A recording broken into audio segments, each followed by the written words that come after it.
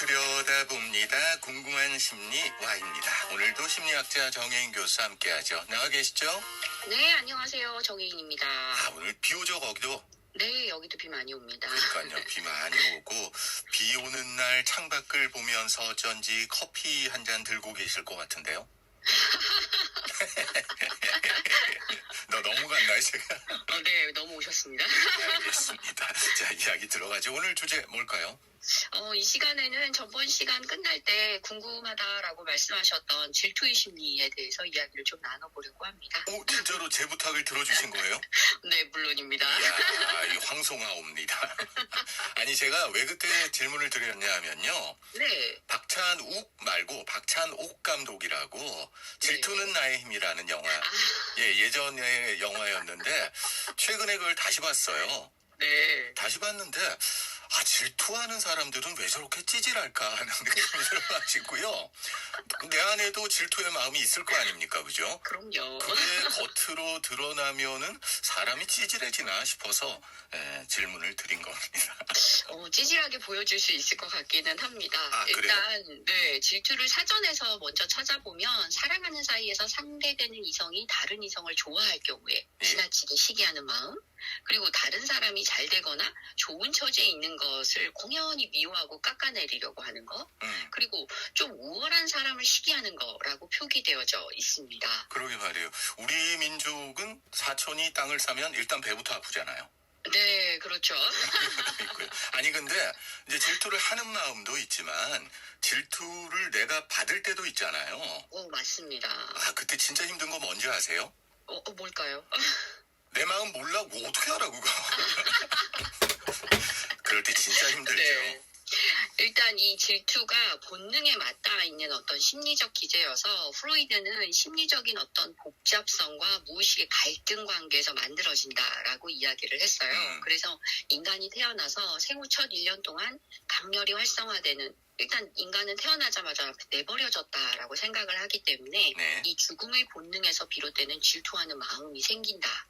그래서 이것이 오이디푸스 콤플렉스로까지 이어지게 되면서 아동기의 부모에 대한 애정과 경쟁심이 부모 한쪽에 대한 어떤 강한 질투와 시기로 만들어진다라고 얘기를 하고 있습니다. 보통 프로이드 또 오이디푸스 콤플렉스 하면은 논란거리도 있고 그렇잖아요. 이게 네, 맞습니다. 교수님 생각하시기에는 적어도 질투에 관해서는 맞다고 보세요?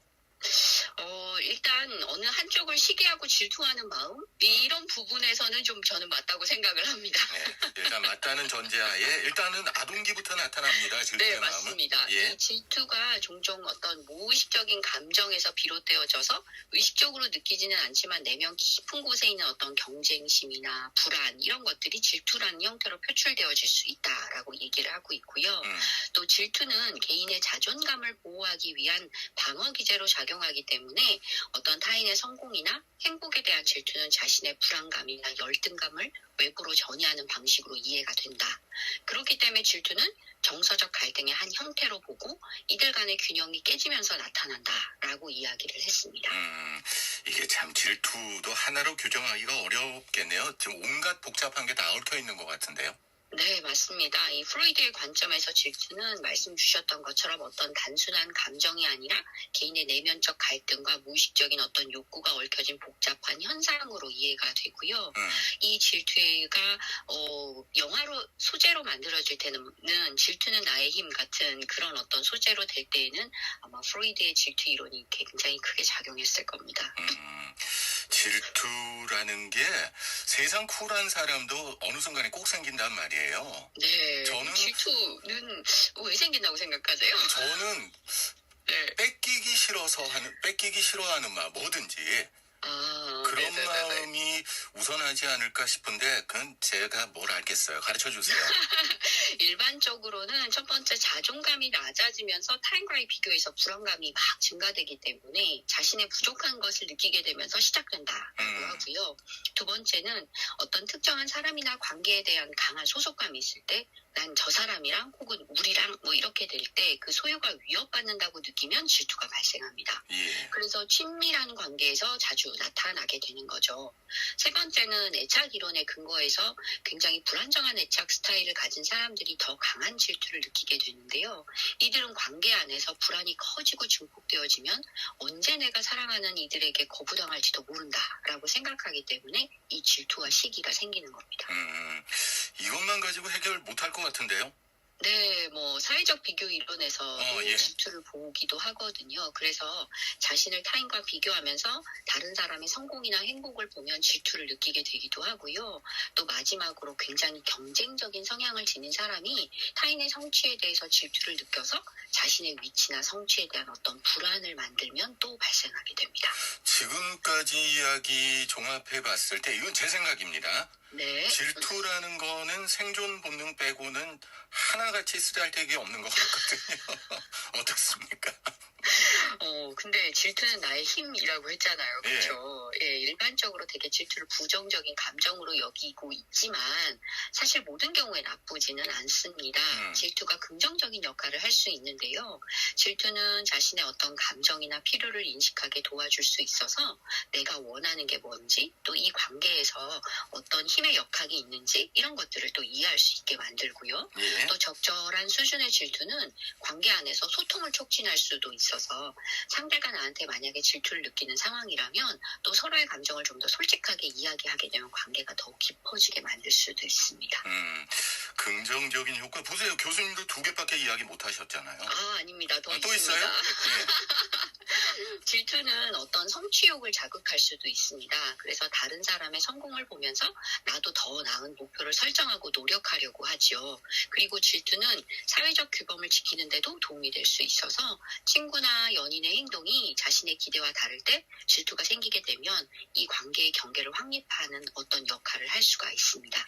그리고 질투는 자신이 소중하게 여기는 것을 보호하려는 어떤 본능적인 반응으로 작용하기 때문에 특정한 관계에서 또 이 어떤 자원을 유지하기 위해서 경각심을 일깨워주기도 합니다. 근데 이 질투가 너무 심해져가지고 마치 그 질환처럼 이렇게 이동을 하면 위험하잖아요. 네, 맞습니다. 이 질투하는 마음이 생기지 않을 수는 없단 말이에요. 저처럼 온갖 쿨병 걸려서 쿨한 척하는 사람도 가끔씩 생기거든요. 네, 맞습니다. 질투 관리법 좀 가르쳐 주십시오. 일단 먼저 질투의 감정을 내가 인식하게 된다면 그 원인을 파악하는 것이 굉장히 중요합니다. 내가 왜 이런 감정을 느끼는지 또 무엇이 불안하게 만드는지 나 스스로에게 계속 질문하다 보면 이 질투의 감정을 좀 객관화해서 볼 수 있게 됩니다. 객관화, 요거 마음에 드네요. 예. 이렇게 되면 질투를 느끼는 어떤 대상과 굉장히 솔직하게 대화할 수 있고요. 자신의 감정을 그 사람과 공유함으로써 상대에게 또 이해를 구할 수 있고 관계를 강화하게 하는 것도 가능해집니다. 또 내 안에서 이런 어떤 질투의 마음을 좀 더 객관화해서 보기 때문에 타인과의 비교를 더 줄일 수 있고요. 또 내가 성취하고자 하는 목표가 뭔지 또 나의 강점은 뭔지 이런 것들을 좀 더 잘 알 수 있고 그것에 집중하게 될 수 있죠. 이렇게 되면 예. 나의 목표와 발전에 초점을 맞추는 것이 도움이 되어질 수 있습니다. 그러니까 이렇게 관리를 하면은 오히려 질투가 선한 영향력을 행사할 수도 있다. 뭐 이렇게 볼 수도 있는 거네요. 네, 맞습니다. 물론 제가 쭉 말씀드렸던 건 내 안에서의 어떤 거고요. 관계에서도 그쵸. 서로가 신뢰를 또 쌓게 되면 서로의 경계를 또 존중하는 마음이 생겨요. 왜 우리가 편안한 거리라고 하는 게 있잖아요. 그렇죠? 네네. 네, 그래서 의사소통을 통해서 신뢰를 더 강화하게 만들 수도 있고요. 또 질투와 관련된 감정을 적절한 방법으로 표현할 수 있는 도구들을 또 사용을 하게 되면 또 나의 이 질투를 관리하는 데 도움을 받을 수 있어요. 일기를 쓴다거나 나의 몸을 많이 움직일 수 있는 운동이나 산책 그리고 또 다양한 예술 활동 같은 것도 감정을 해소하는 데 도움을 줄 수가 있죠. 네. 자, 그런데 그럼에도 불구하고 만약에 질투가 지나치게 강하거나 관계에 심각한 영향을 미쳐서 어려움을 경험하게 되면 저 같은 전문가의 도움을 좀 받는 것이 필요하다라고 말씀을 드리고 싶습니다. 알겠습니다. 예. 오늘 질투에 대한 이야기 OEM으로 알아봤어요. 주문자 생산 상담으로 알아봤어요. 자, 네, 정리해 주실까요? 네, 질투는 인간이 가진 굉장히 자연스러운 감정이죠. 잘 관리만 된다면 나의 어떤 감정의 인식과 또 나를 성장시키는 기회가 될 수 있다라는 말씀 드리고 싶고요. 감정을 이해하고 소통하는 과정을 통해서 관계를 더욱 깊게 만들 수 있다. 이런 것도 좀 기억을 해주시면 좋겠습니다. 알겠습니다. 오늘 궁금한 심리 Y 오늘도 정혜인 교수와 함께했습니다. 오늘 감사합니다. 네, 감사합니다.